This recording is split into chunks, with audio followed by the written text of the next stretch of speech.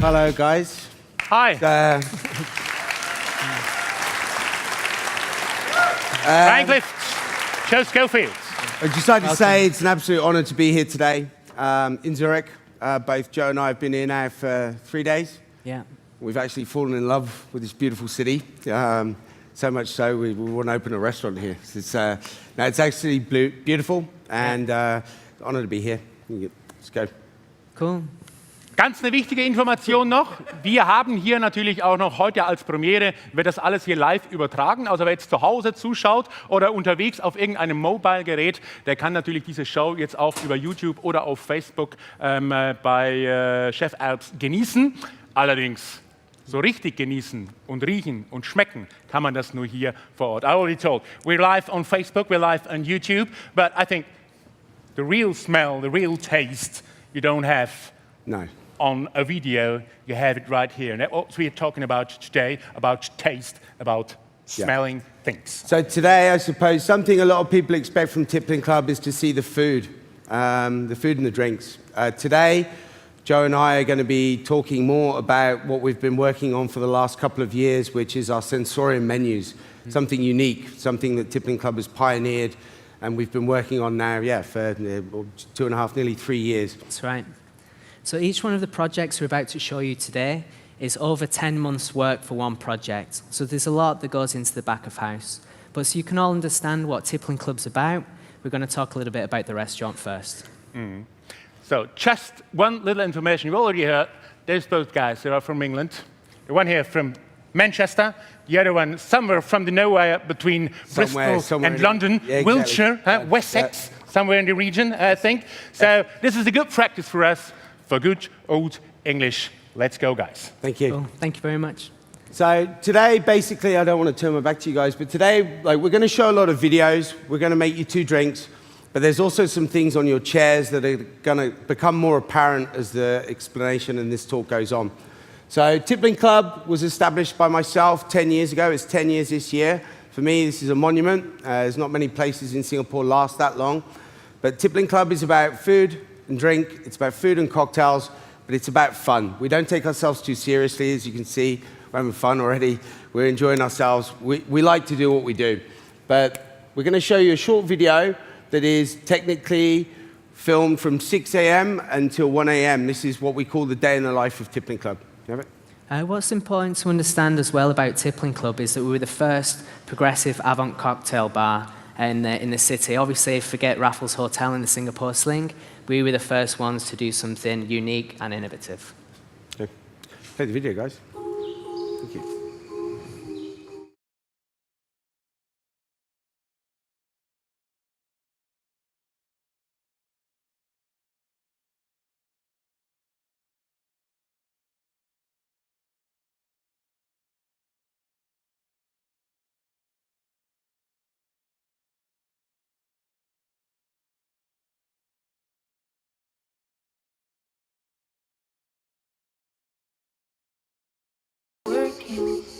I can see that the trees are calling back the leaves. Sunday was a shattering day, better keep on working.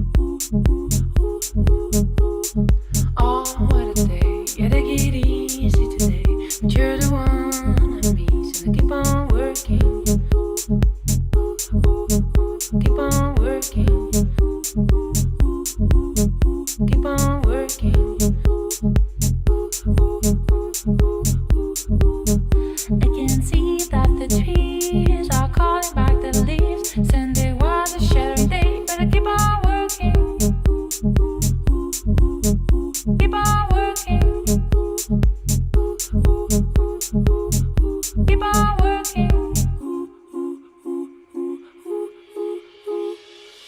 we don't say no, please don't go, you turned it crazy in the night. We don't say no, please don't go, you turned it crazy in the night. We don't say no, please don't go, you turned it crazy in the night. We don't say no, please don't go, you turned it crazy in the night.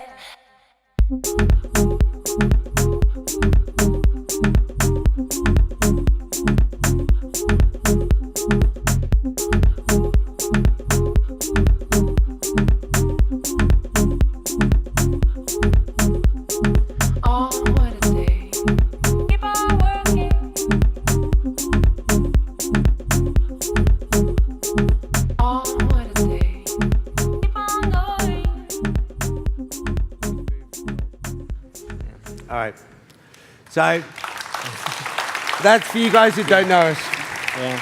So again, we enjoy ourselves in Singapore. Singapore's a beautiful country. We're lucky to have our place there. What we're going to talk to you now is a little bit about our menu. A lot of people see the Tippling Club logo and they think it is a fishbone or they think it is something else.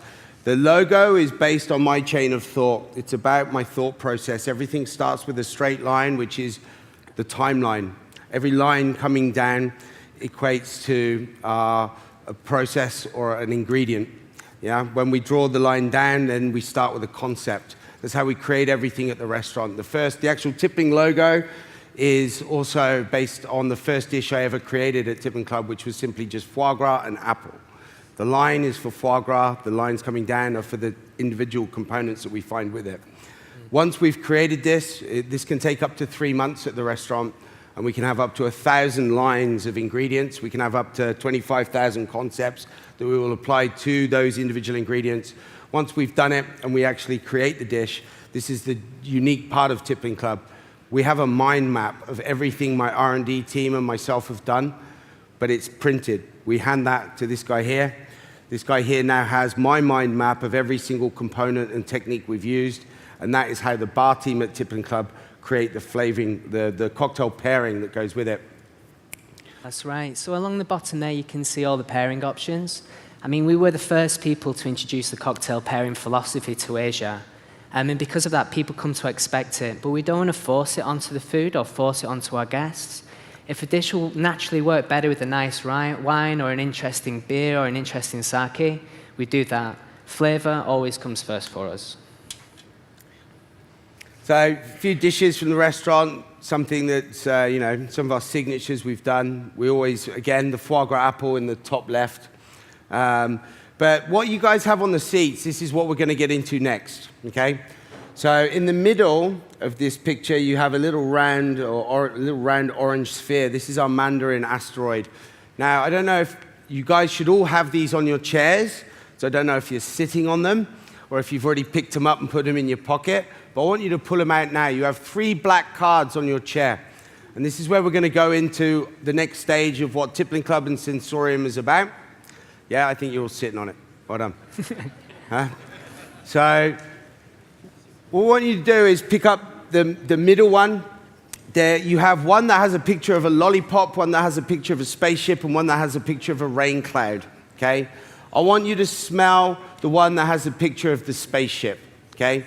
So this is something nobody in this audience would have ever done, and you will never do in your lifetime, but we worked 3 years ago with NASA to develop the scent of outer space. Now, the card that has the picture of the spaceship, I want you to smell the spaceship.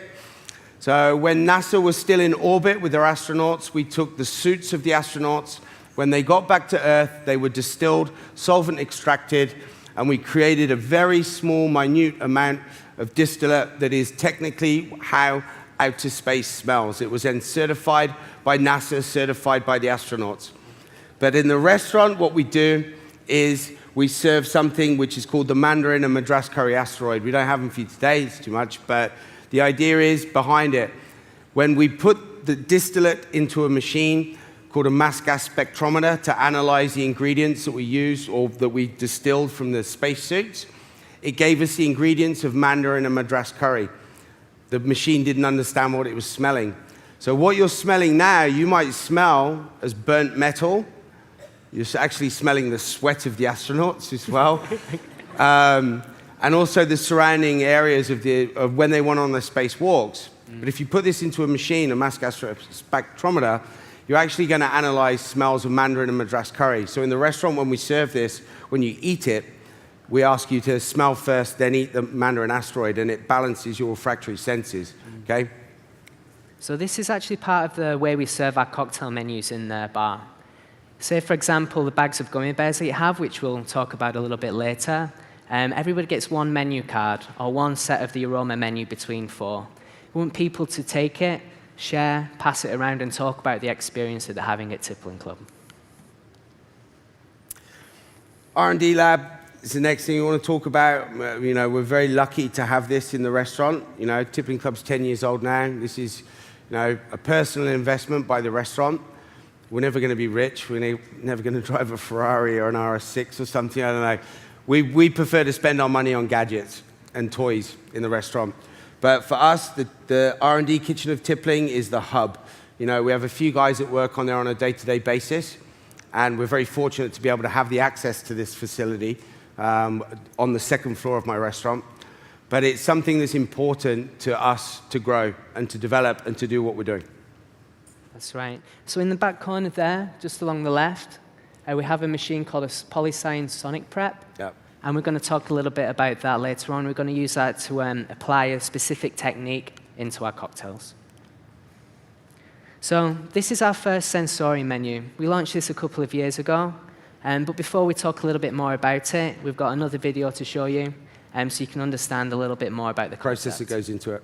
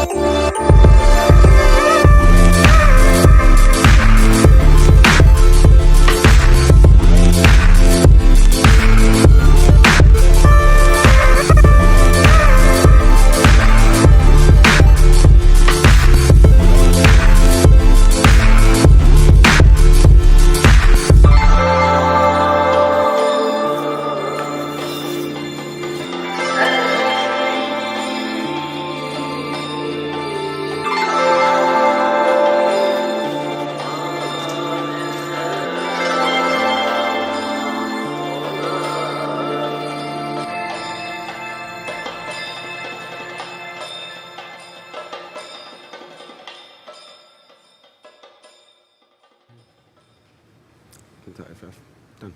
Done. Thanks. Click, click, click. Thank you.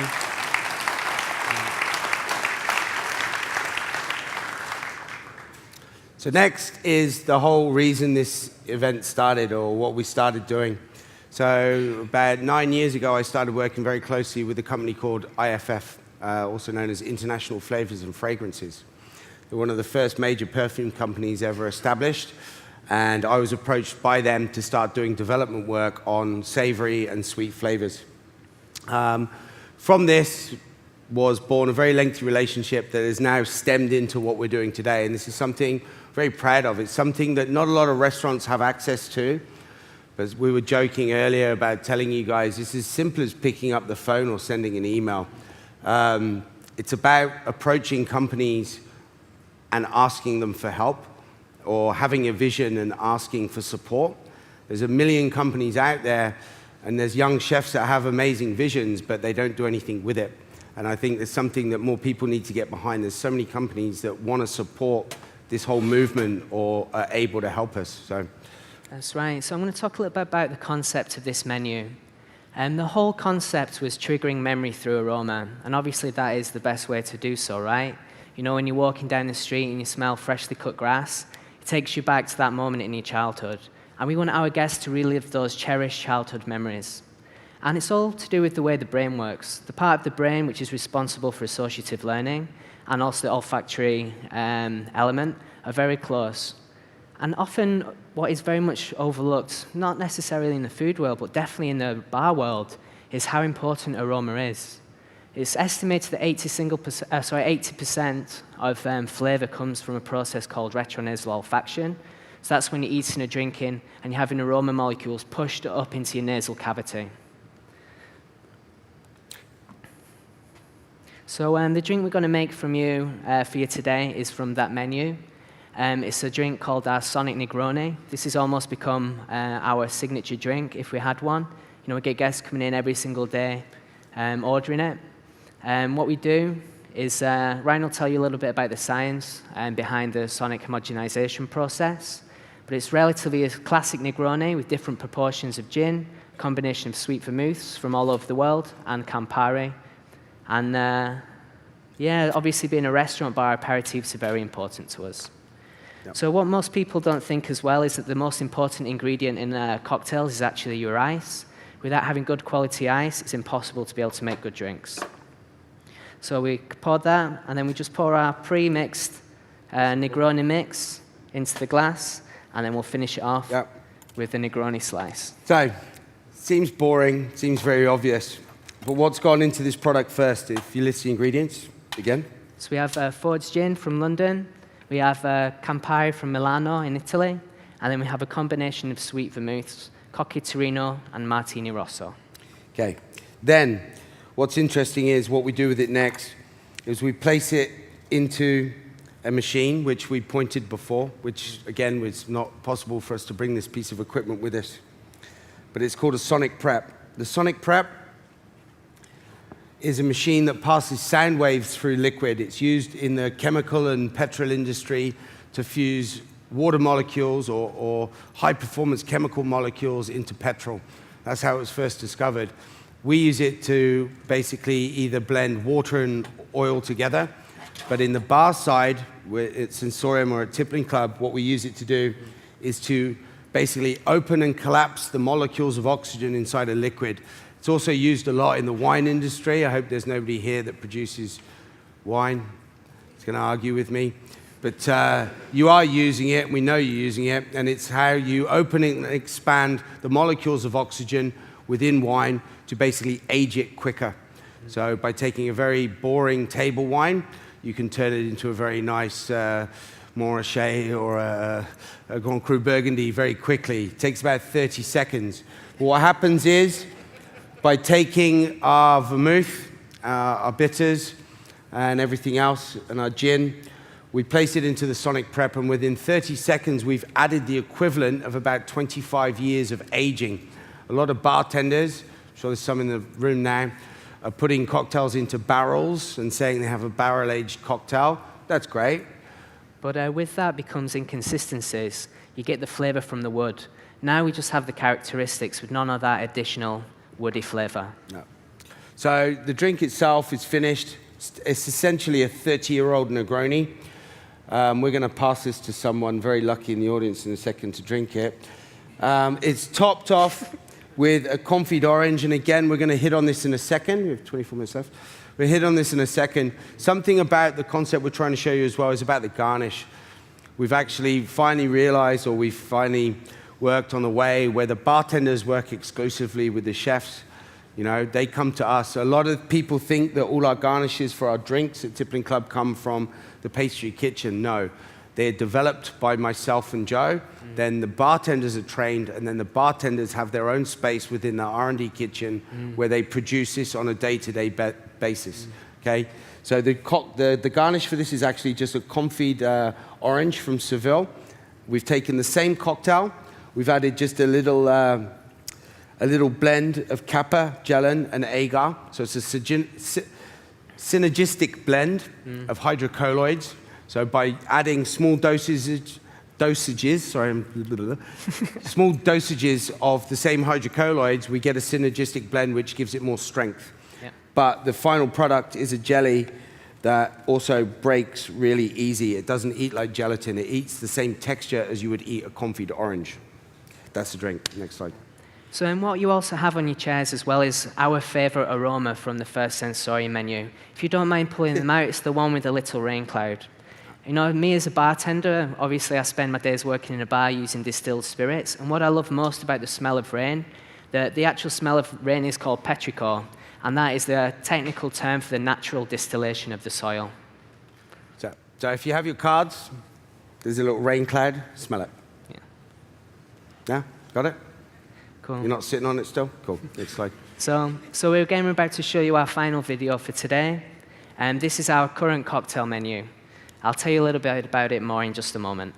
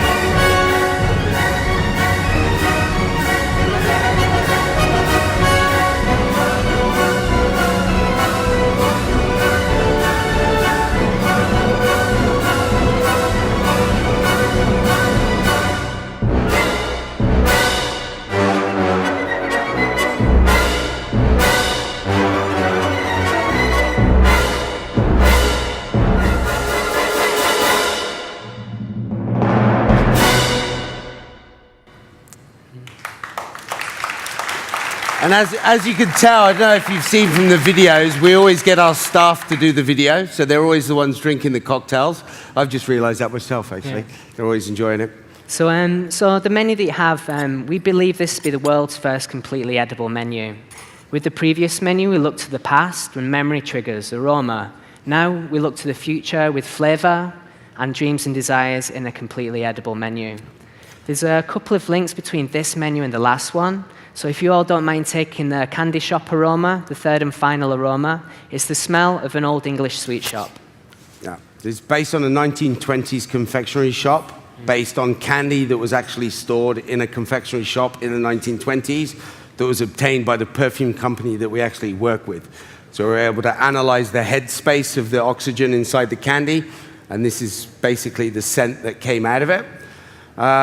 There is, every fourth chair, there is a bag of gummy bears. Again, guys, don't be greedy. I hope you haven't. We want you to share them with the people next to you, okay? You have a little card with it that is essentially, looks like this, okay? These are going to explain to you the 12 gummy bears, okay? Don't look at the ingredients underneath, and this is something else that people don't understand. Something that took us, nearly 1 year to develop. When you eat the gummy bear, firstly, we want you to suck it for at least 30 seconds first. Let the warmth of your tongue warm it up. When you make confectionery, it's very important that you use an ingredient called capol. Capol is a refined oil made from the starch of potato. This is what you rub onto the confectionery first so that they don't all stick together when they're in the bag, okay? So pass the bags along. There should be 3 bags per row, okay? And pass the menus down as well. Associate the color. Same thing also. Color is very important with flavor when you look at the color. But for example, how do you make something that tastes of a baby? How do you make something that tastes of peace or indulgence? For me, revenge is very easy. It's got to do with the Michelin guide. But then you have knowledge, power, lust, beauty. How do you associate that flavor? So I'll talk you through all the flavors in just a moment. Each one of the gummy bear is representative of one cocktail, the main flavor of that cocktail, and the dream and desire that it represents. So every single guest who comes into the bar at Tippling Club gets 1 bag of gummy bears to themselves. We make 1,200 gummy bears every single day in the test kitchen upstairs. I know, you think you like gummy bears until you have to make 1,200, and then I can't even eat Haribo anymore. Yeah. So starting on the left there, we'll work through all the flavors. This is the revenge bear. So when we sat down and we were doing the R&D, we turned to IFF and we said, "Do you guys, is there a blood flavor in existence?" And everybody in the room started laughing. And they were like, "Oh, well, what's going on? What's the joke?" And they said, "Why do you think meat in supermarkets tastes like meat?" This is essentially the only dark dream and desire. So we added a little bit of umami in there as well, just to give it a different mouthfeel. Yeah. Next up, we have the indulgence, very indulgent flavors, chocolate and strawberry. The purple bear is like, whenever you get a bag of sweets, like a mixed bag, there's always one flavor in there that you really don't like, but some people do. This is the one for me. This is supercar. So it's flavored with petrol, smoke, leather, and metal. Next up is a little grey bear. This is knowledge, flavored with whiskey and paper. Next, which makes most sense for me for the holiday bear, is pina coladas, and there's some sun cream flavor in there as well. Following up that, we have the peace. It's flavored with jasmine and almond milk. The success, flavored by Domaine Romani Conti, our favorite wine. Then we have the lust. The lust is my favorite flavored bear. If you want to talk about the lust. So ironically, lust is an interesting one. A lot of these, some are very obvious. Again, supercar wasn't that obvious because we used truffle oil in the gummy bear, but truffle oil, if you don't know, the chemical used in white truffle oil is the same chemical that goes into making racing fuel. That's right, dipethylene 4. Exactly. What was the name again? Dipethylene 4. Thank you very much. Yeah. But indulgence, very easy. We use a very expensive red wine. We take the flavor from the red wine. But lust, we actually sat for 2 weeks with a perfumer from Paris, and we asked, how the hell do we make lust? Because everyone perceives lust in a different way. So I chose the scent of my wife. And it turns out that the perfume she uses is Coco Chanel. Now, Coco Chanel was actually invented to incite lust in men. So it's very easy. And I don't know if anyone knows what tonka beans are. Tonka. So it's banned in a lot of countries. It's actually banned for us in Singapore. We had to get the guys here in Zurich to get it for us for the drinks that we were serving the other day. Hand smuggle it in. Please don't tell the authorities. Yeah. But tonka is It's a natural aphrodisiac. It's a natural aphrodisiac, and it's also a stimulant. It works the equivalent of 1 gram of tonka to 1 gram of coffee. 1 gram of tonka is the equivalent of eating 25 espressos. It's a stimulant, so it gets your blood racing, gets your blood pumping. So the fun thing is, and what we're trying to explain as well, is it's about understanding this stuff. It's about discovering these things as we go, and the more we discover, the more we can apply to the food and the drinks that we're creating. That's right. So the next bear is the power. Again, very powerful flavors, spice, fire. Next is a bit of a controversial bear, the baby pink bear. Kind of everybody here put the hand in the air if they like vanilla. That means you were breastfed. Yeah, you like boobs. There's natural vanillins that occur in breast milk. So anybody who takes to vanilla, 99% of the time, it means they were breastfed. Yeah, next. So the final bear, the last 2 bears is happiness. This is flavored with citrus and honey.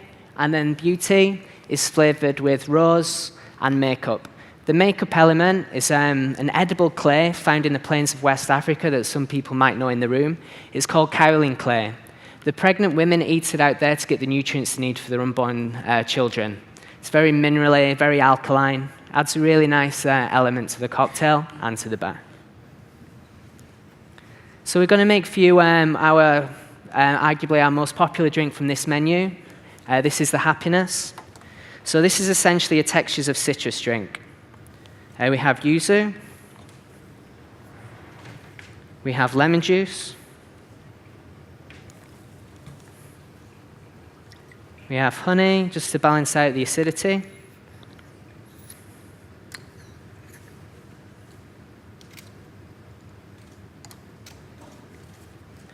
Then we have orange flower water,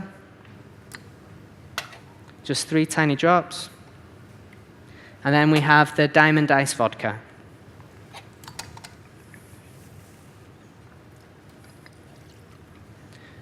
That's going to be given a quick shake, and then Chef Ryan is going to finish the drink off with our garnish. So the garnish for this, it's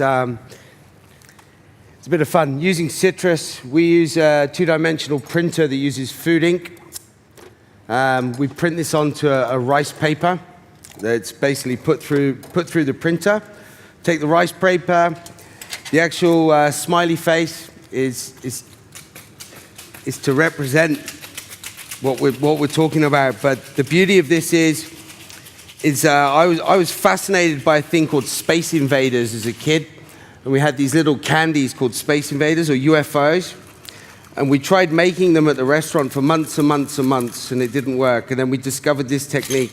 So just using rice paper through a food-grade bubble jet printer, we put the 2 pieces of rice paper together.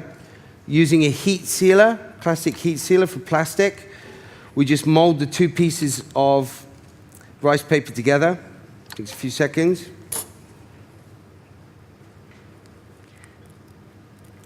Pop it open. Then inside, we add a sherbet. Just push it down. You got a tweezers? Got a pen. So, you got a pen. That'll do. And so, then we just heat seal it together. Form it in. And this is basically this. That's it. So this drink is dissolves on the essentially palate. A textures of citrus drink, right? You've got the orange flower water, you have the yuzu from Japan, you have lemon juice. So we're like, what is citrus? Citrus is acid, so it comes with a passion fruit LSD tab. That's the idea. You know, this is part of our thought process for the garnish of the drinks. You know, we're one of a handful of places in the planet where me as a bartender, I'm so fortunate to be able to work with chefs of the caliber like Chef Ryan and Chef Ayo at Tippling Club, that we really want this to come across in our drinks, you know? It's a little bit of fun. It's our symbol of being a restaurant bar.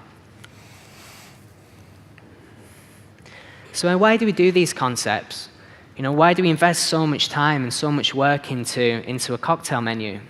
There's a number of reasons. The first one is it's an engagement tool. You know, like in Singapore, people can sometimes be a little reserved. So we put that down on the table, and automatically they're open. They're asking you questions like, what is this? You know, like people want to show the friends, they want to put it on social media. Say if you're in the bar having a couple of cocktails, and then you meet your friend the next day for a coffee, you bring it, you show them, look where I was last night, I had some edible gummy bears. We actively encourage people to steal the menus. So everything on the seats today, please feel free to steal it. It's also an experiential tool. You know, we're very fortunate to live in a world today where good food and good drink is no longer good enough. Guests are expecting a little bit more for the money. And these little things really help make them feel that they get that little bit extra, you know. Awesome. So these are an example of some of our other drinks from Tippling Club. Like Ryan said, every single thing that looks like it could come out of a pastry kitchen is actually made by one of the bar team. Something that we had to adapt to quite quickly, learning how to quenelle for the bottom left one was quite challenging at first. Yeah, I'm sure there's chefs in here. Yeah. Have you ever seen a bartender try to make a rocher or a quenelle? It's hilarious. Yeah. It's not... That's probably, we could show them how to use a freeze dryer, rotary evaporator, a centrifuge, but trying to get them to make ice cream that goes perfectly like that on your hand was the hardest challenge with the bar team. Right. So the garnish on the bottom left, that's actually a miniature pear sorbet. So Ryan, would you like to talk about the pear? Pear sorbet, again, it's flavors of like a tarte tatin, but we use a technique of fat wash. So a bar technique that then we stole in the kitchen. So by taking burnt butter and water, blending them together in a centrifuge and then separating them, we now have water that tastes of burnt butter so that we can actually make a sorbet, because a sorbet is a water-based product, not an ice cream which contains fat. So we make a sorbet of water that tastes exactly like burnt butter. We flavor it with roasted pear. We then dip it into a gel that's based with kappa, that's made from just pure pear extract. We top it with a little vanilla pod, and then Joe makes a drink to go with it. That's right. Just before it hits the table, we torch the dehydrated vanilla bean, adding an extra element of aroma to the drink. In the middle, this was the rain cocktail from the blotter that you smelled. It's my favorite drink from the previous menu. Maybe it's because I'm from Manchester, where it rains literally every single day. On the top there, we have a microwave sponge. A little bit of yogurt in there. Put it into the microwave for 1 minute. Rises up, rip it up, and dehydrate it. The bottom right, we have the peace cocktail. So the garnish on top, that's actually a lemon meringue. It's not a French meringue, it's not an Italian meringue, it's a Swiss meringue. Oh, right, whatever. At the top right there, we have the campfire. In there, we do a technique where we essentially heat the milk up with vanilla. All the proteins rise to the top in the casings. We take that out because whenever you mix protein and acid, the acid starts to cook the protein. Even in drinks, you can feel that reaction. It's very subtle, but we need to remove that. So essentially, you've got like a skimmed vanilla milk. We make a toasted barley syrup to get through some of the earthy, woody flavors from the campfire, and finished off with a campfire-flavored marshmallow that guests used to toast at the table themselves. Saw in the video. Done. Cool. That's it, guys. Yeah. Come to Singapore. It's easier.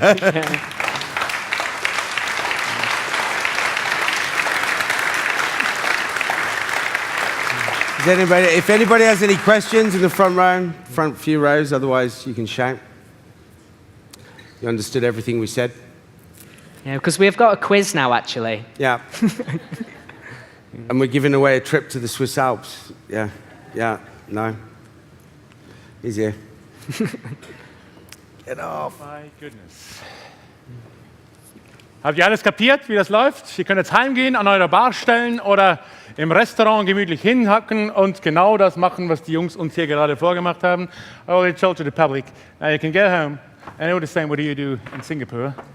I don't think so. What is the development and research time behind those dishes and especially those drinks, those cocktails? The menu takes up to 9 months to 11 months to develop. We have about 7 to 12 meetings with the perfume company, where you saw in the video, we go to the collaboration suite, we sit down, and it's bizarre because we're working with some of the world's best perfumers that are coming to us with what they think is the smell of vodka, or how does ice smell, or this, and they're coming to us because they're so excited, and we're like, no, it's not what we want.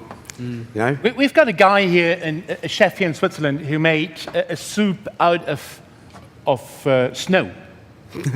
And it smelled of snow and of ja, kennen wir alle zusammen, der Hexer vom Entlebuch, oder? And that's part of it. That was about 10 years ago he started to do that. But where do your ideas come from? I mean, this is incredible. Again, for us, we play a lot with childhood memories. Yeah. Play a little tongue-in-cheek. Like, we look at fun. Again, we don't take ourselves very seriously. In the restaurant, yes, of course we're serious. In the bar, we're serious. When you come as a customer, it is serious. But it's the thing. I mean, it's like, the process behind it that it shouldn't be too serious, because you look into things too much. We like to just throw it out there and see if we can do it.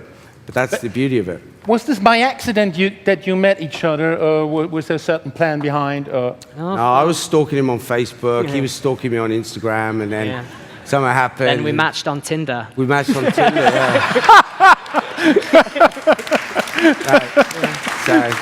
So not only is Tippling Club very respected and very famous in the restaurant world, it's also very famous in the bar world.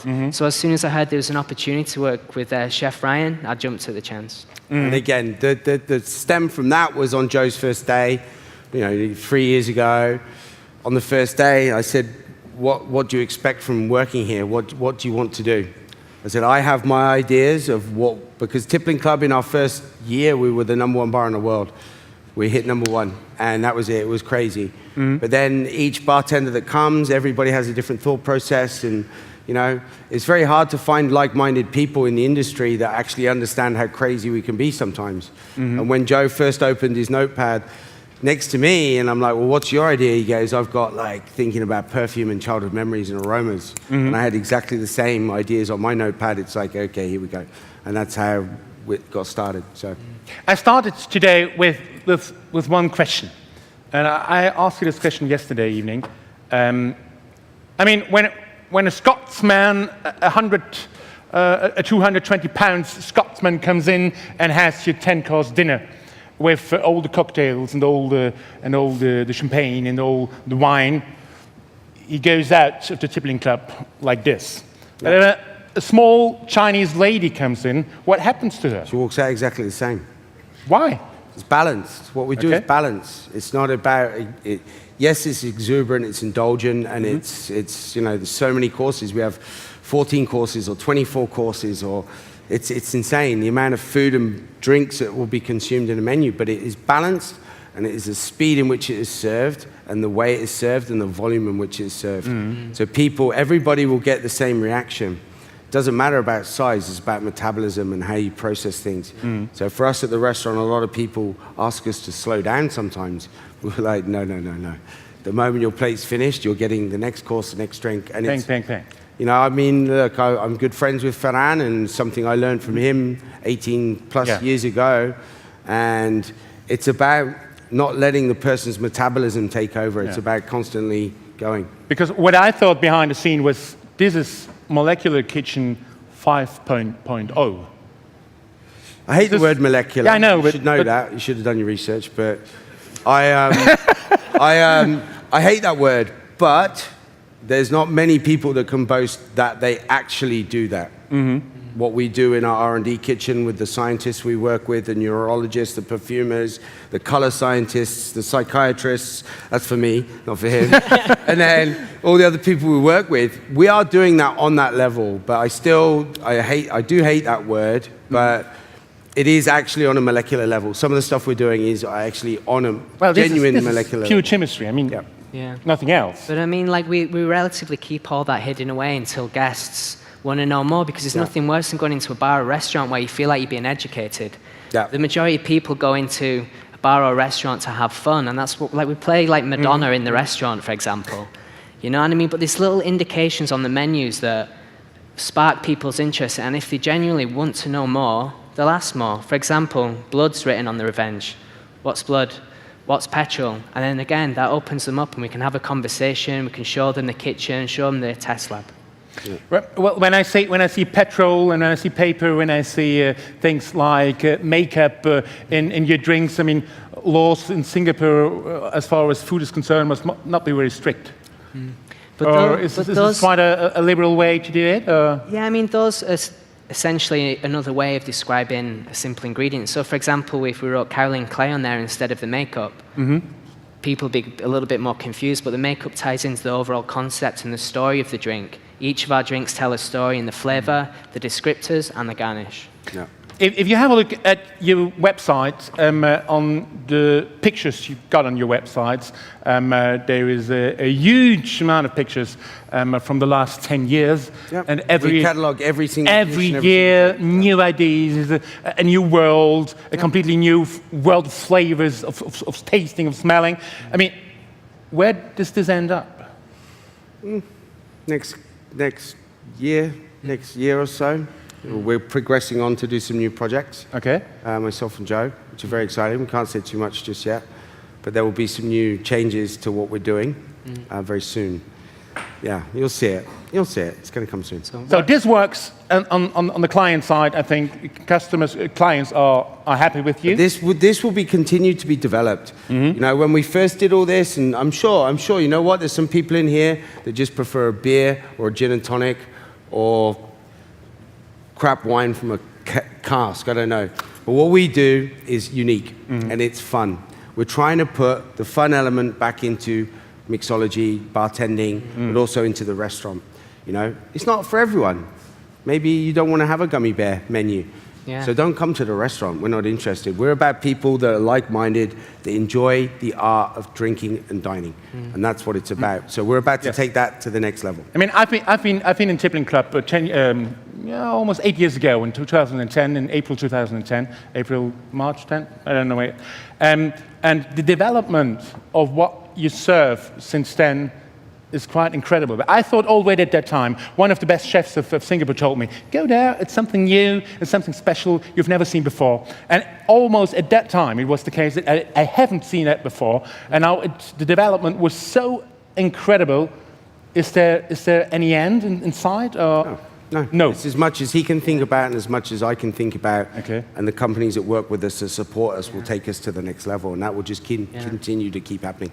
I mean, I think that my philosophy when it comes to that sort of thing is like innovate or die. You know, if you want to keep being progressive and keep doing cool things, you need to keep looking forward and keep working. Innovate or die. That's it. That's it. Innovate or go home. Or go home. Or go home. One or the other. Leave the kitchen when you don't want any waiting. Done. Ja? Meine sehr verehrten Damen und Herren, gibt es da noch irgendwas dazu zu sagen? Ich stehe mit offenem Mund hier, nicht weil ich reden muss, sondern weil ich nur staune. Gestern Abend mit den Jungs in der Bar des Storchen, da hatten alle ein Aha-Erlebnis der besonderen Art und Weise. Heute sind wir im Moment etwas platt, bin ich der Meinung wahrscheinlich, weil es so unglaublich ist, was die Jungs hier produzieren.